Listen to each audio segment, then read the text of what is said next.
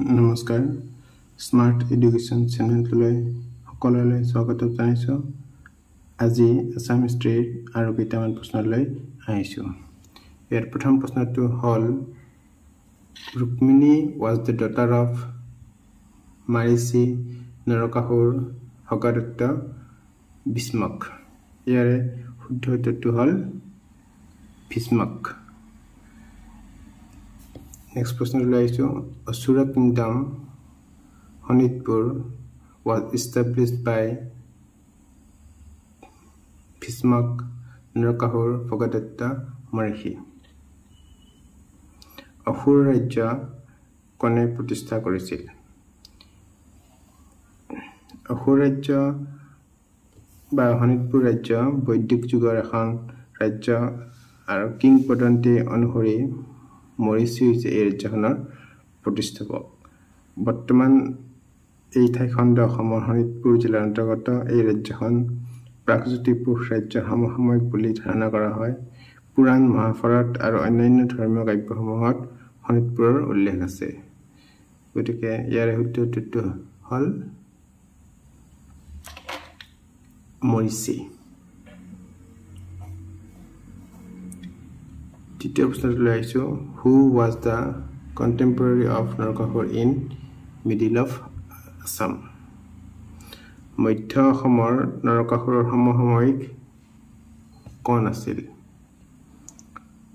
পুষ্যবৰ্মান, স্থলস্তম্ভ, ভগদত্ত, বানাসুৰ। ইয়াৰ শুদ্ধ উত্তৰটো হ'ল বানাসুৰ। 4 নম্বৰ প্ৰশ্নত লৈছো Sonitpur was the capital of which king. Sonitpur কোন ৰজাৰ ৰাজধানী আছিল? ইয়াৰ শুদ্ধ উত্তৰটো হ'ল বান ৰজা।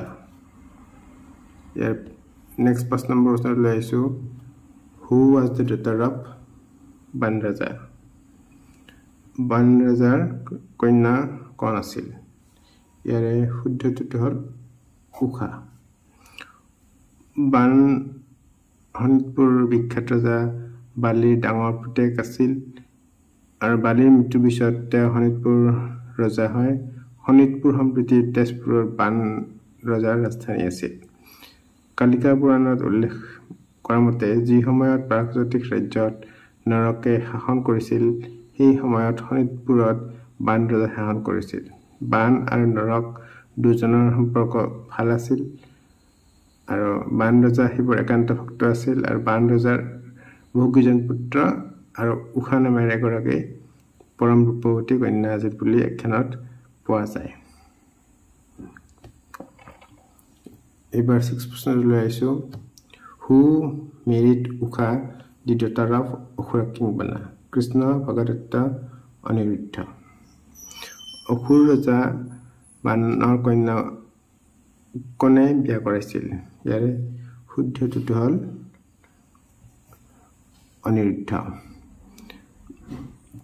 উষা গাভৰু হোৱাত পিতৃ বান ৰজাই উষানগৰ নামে এখন নৱনগৰ সৃষ্টি কৰি তাৰ চাৰিওফালে অগ্নিগড় নামে এটা গড় সজাই সুৰক্ষিত কৰি তাৰে ভিতৰত উষাক ৰখাৰ ব্যৱস্থা কৰিছিল।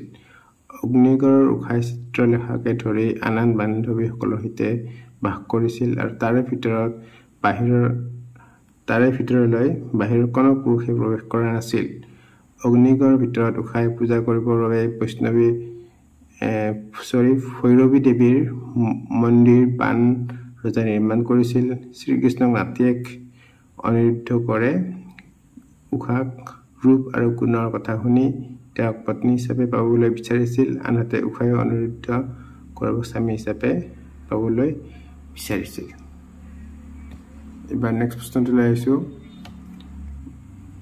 দি ancient city Bengmara is presently known as Diphu Sadiya Tinsukia Dibrugarh. ইয়াৰ উত্তৰটো হ'ল তিনিচুকীয়া। প্ৰাচীন চহৰ বাংমেৰা বৰ্তমান কি নামেৰে জনাজাত? ইয়াৰে উত্তৰটো হ'ল তিনিচুকীয়া। তিনিচুকীয়া অসমৰ এখন মুখ্য নগৰ আৰু পৌৰসভা অঞ্চল। ই অসমৰ এখন মুখ্য ঔদ্যোগিক নগৰ। আৰু তিনিচুকীয়া চহৰখন পুৰণি নাম আছিল বেংমৰা, যি মটক ৰাজ্যৰ ৰাজধানী আছিল। তিনিচুকীয়া নামৰ উৎপত্তি চহৰখনৰ পশ্চিমত থকা তিনিকণীয়া নামৰ তিনিটা চুক থকা পুখুৰী এটাৰ পৰা হৈছে।